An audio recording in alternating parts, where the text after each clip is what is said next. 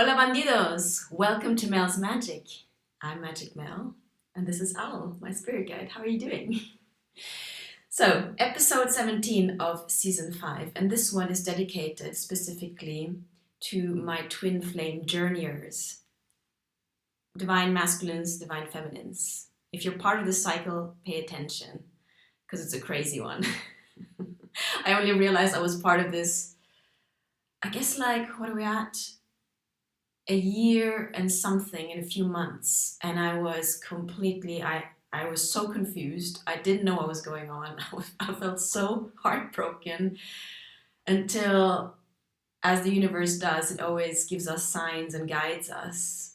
And I started to research, and I was given these signs. I'm like, okay, this is crazy, and I understand the purpose now, which is coming into divine union within ourselves first, both counterparts. Only then can union happen. But to say the least, it's been rough. So if you've been on this journey with me, I feel you. I feel you. Confusing, triggering, heartbreaking, and yeah, painful. From where I'm at now, I know we're on different timelines. From where I am at the moment, I've completely pulled my power back, and I poured all of that love that I felt I was overextending. I poured that love back into myself. So what this encounter with my twin flame taught me was it showed me where my abandonment wound was and how I was undervaluing myself. It also showed me one of my gifts, one of my huge gifts, which is communication, the power of my voice. I wouldn't be here right now doing what I'm doing if it wasn't for this twin flame connection. So, despite the pain and the challenges, it is a blessing if you're part of the cycle because it means you have a mission out there, a big mission, and some huge gifts to share. So, the task is really to discover these gifts, to balance the creative, soft, sensitive, intuitive, feminine, divine feminine energy with the masculine, divine masculine energy within us, regardless of our gender. So regardless of if we're the feminine divine counterpart or the masculine divine counterpart, both need to balance their inner divine feminine masculine energies. And the masculine is the protector, the purpose, the one who gives structure, the one that goes out and acts and manifests his or her purpose in the world. So, divine feminines, we got to embody that masculine energy also. And I don't mean statically, it's always a play of energies, yin and yang. But essentially, it's coming into that internal union and that internal balance to become whole, because we are all whole, complete beings. And when we're in that union, when we've balanced these energies and we're living our divine purpose, that's when union can happen. So let's see what the cards say. I'm going to use the Light Seer deck, and let's do a little 6-card short story. I haven't done one of these for a long time, so ready? Let's do this. What could the first question be? Let me feel this out. Okay, I've got one. So I've already cleared the space. I'm calling in my angels, spirit team, spirit guides, and ancestors, and the divine goddesses who are watching over us. What has been the biggest lesson of the journey so far? Let's see what the cards say. Biggest lesson of the journey so far.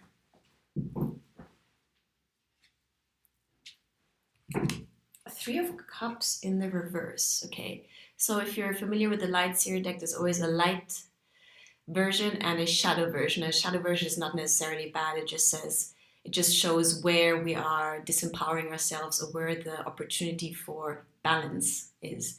So let's look at it upright first. The Three of Cups is community, celebration, brother and sisterhood, finding your tribe. Look at these ladies here, gazing at the stars. I mean, this card speaks to me about friendship galore, no? And being with your tribe, and being in the reverse, that really speaks to me.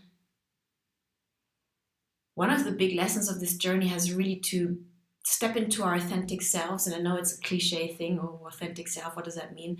Meaning really coming into intimacy with ourselves first.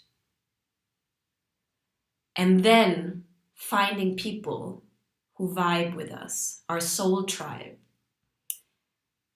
For me, it really 2021, 2020, 2021, I was immersed in my personal healing, and I had to do that just by myself. I mean, obviously with support, but I couldn't go out there and meet people, and I wasn't ready for that. I really felt like my skin was so fragile. I was so sensitive to outer energies. I just had to cocoon myself and heal and take my time with that. But there came a point, I think end of 2021, where I was like, hey, universe, I'm ready to go out there, but I'm also protective about my energy. I value myself now, and I want to find the right people, the right vibration, who are also geared towards growth, who have this spiritual connection, and yeah, who resonate with me.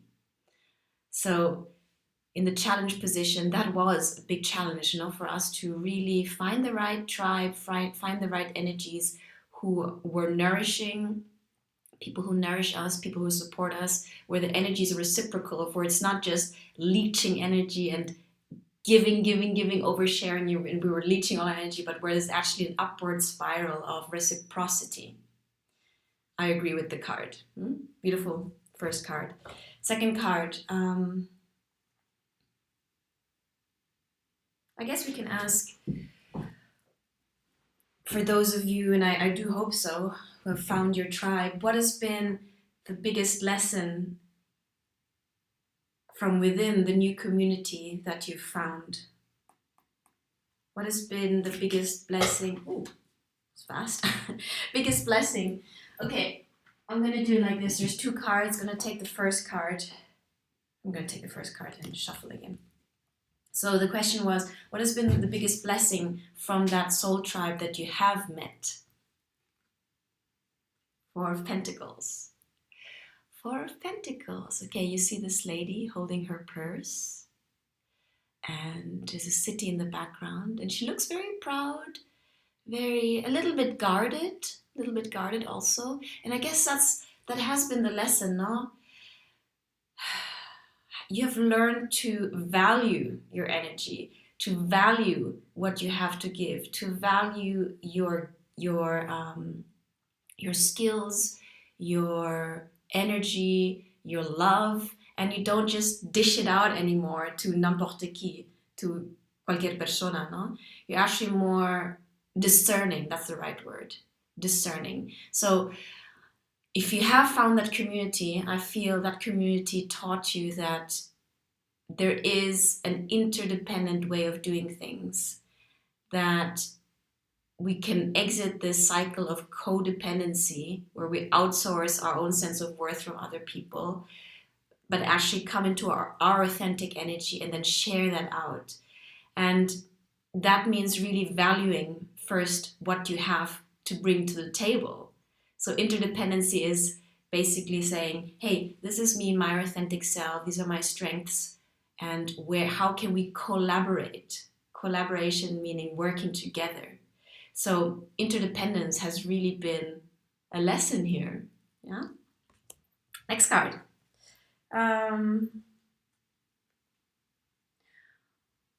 What has been one of the most recent challenges? What has been one of the most recent challenges? Thank you so much. What has been a recent challenge?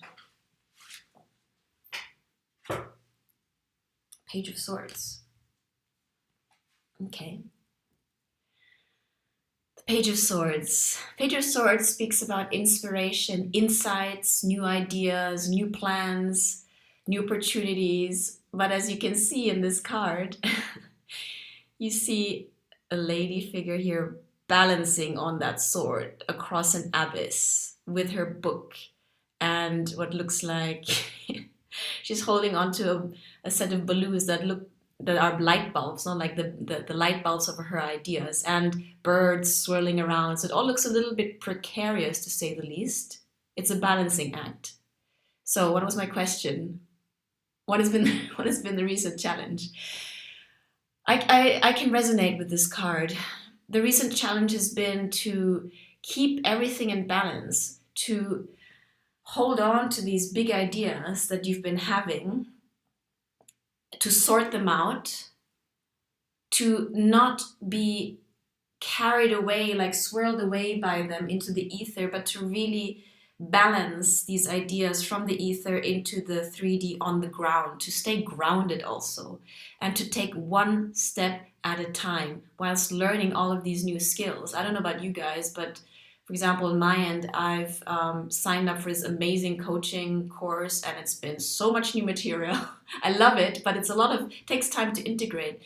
So this fine balancing act between grounding the ideas, taking in new material, learning, educating ourselves, and just keeping the balance in our everyday lives. That's definitely been a challenge. Let me know if you resonate with this. So, 3 cards down, next 3 cards.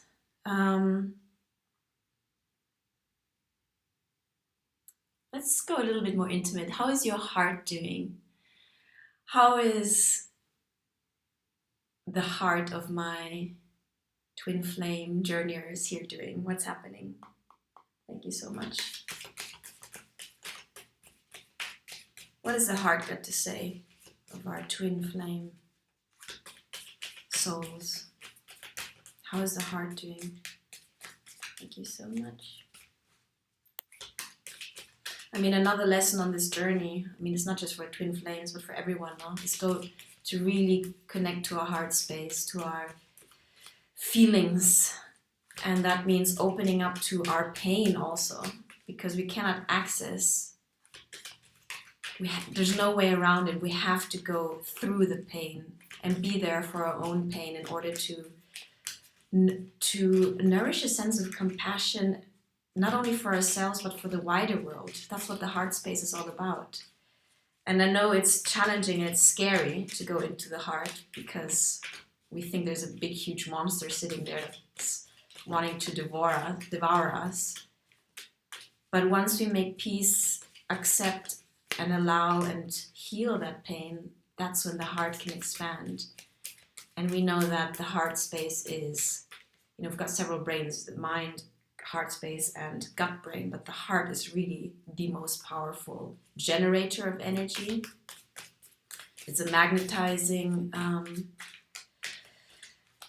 we are electromagnetic beings, so our thoughts are electric, but our feelings are the magnetic center that pull the manifestation towards us. So without feeling things, we cannot really manifest. It's just all conceptual. In any case, my question was, how is our heart doing? 7 of Swords.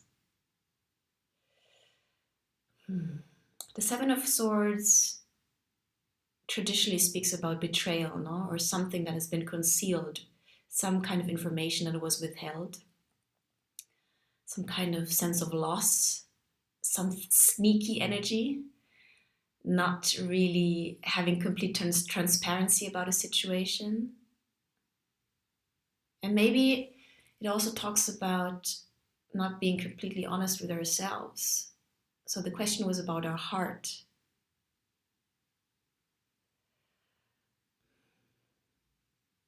I feel recently we've been quite lonely. I mean, everyone who's in this journey are super strong souls, but that doesn't mean that these waves of occasional loneliness wash over us.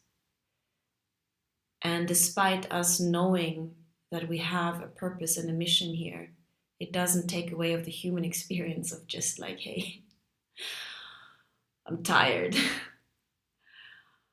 I wish I had someone to bounce things off with, someone who really sees me, someone who really gets me.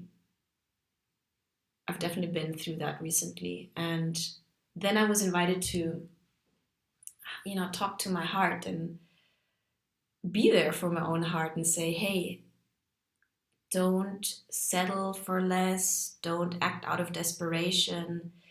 I'm here for you, and we gotta heal our own abandonment, our own self-abandonment first.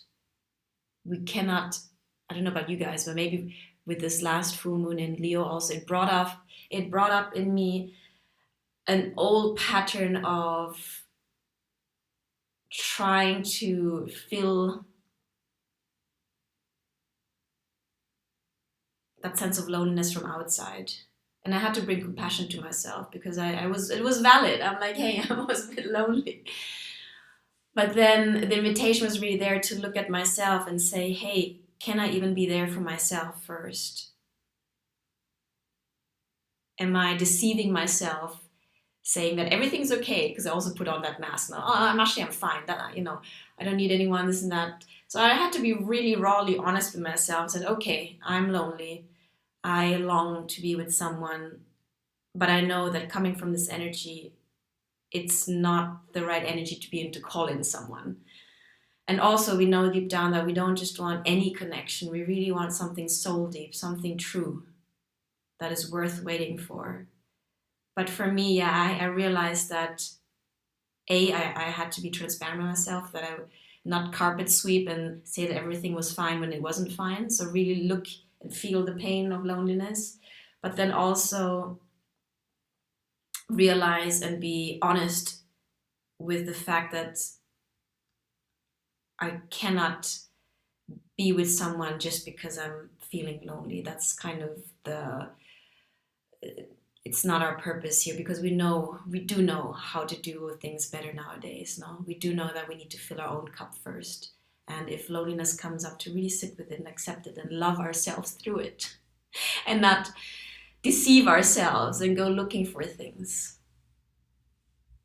It's been my recent experience. Let me know if that resonates with you. And if yes, then I send a lot of compassion to you, because I know it can be rough sometimes. Yeah. Whew. Okay, that was the fourth card. Two more.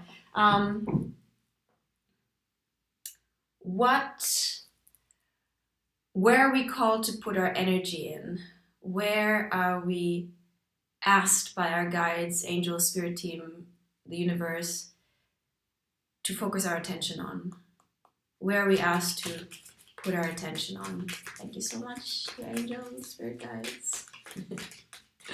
I mean, I know deep down we're not really alone. Like, even if you think you're alone, you have a whole team of an arsenal of angels around you. Sometimes I joke with them and said, "Oh, you guys, dude, I wish we could you could be embodied and we could party down here." So that's also soothing to know that we're never really alone. I know I can feel like that, but if we can tell ourselves or remind ourselves of that connection with the higher realms, and that we can really tap into that and connect with them. They're just there. Ask and you shall receive, no? What was my question, guys? Oh yeah, what energy are we encouraged to embody? What energy are we encouraged to embody? Because I know we have a lot of opportunities, and sometimes fears can creep up, or limiting beliefs. Okay. Five of Pentacles. Didn't I say that? I don't know about you, but yeah, I've been feeling a little bit like Five Pentacles recently. The sense of, oh my God, limiting beliefs, no? Or scarcity thinking, oh my God, I'm behind, I'm not doing enough, will it ever happen for me? Am I in the right place? All of those fear-based thoughts. So my question was, what energy are we encouraged to embody? I'm reading this as, be aware of your limiting thoughts. Recognize them, allow them to be there, but transcend them also and choose more empowering thoughts, more abundance-based thoughts. Yeah. So if you've been feeling like me a little bit overwhelmed recently with the Page of Swords, not doing this precarious balancing act, then I'm with you. And let's empower ourselves and know that we can choose our thoughts and put our intention, our focus on those empowering thoughts, because as you know, where attention goes, energy flows. And by reminding ourselves to be grateful for everything that is working instead of focusing what is maybe not yet there, we magnetize the abundance. So don't feel out in the cold. I'm with you. We've got this, and we know that the key is just there. The key to our own liberation, switching our mindset, is just in reach, within reach. Vale? Last message for a little story. Let me feel this out. Last message.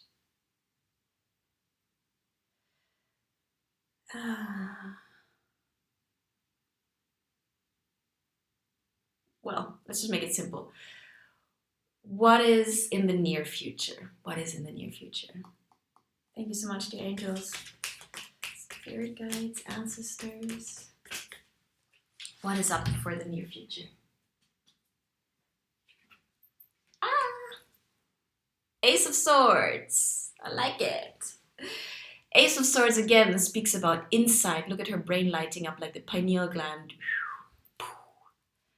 Insights, inspiration, downloads that actually dispel those negative thoughts that can be there lingering. No, we know that through our mind, which is so powerful, by focusing our mind on the right thoughts and on what we really want to manifest, anything is possible. I mean, we are extremely powerful beings, and to harness the power of our mind is part of this whole journey also, to realize how the mind works, to understand it, and to direct it as a tool, as an amazing computer tool to create the reality that we want to create.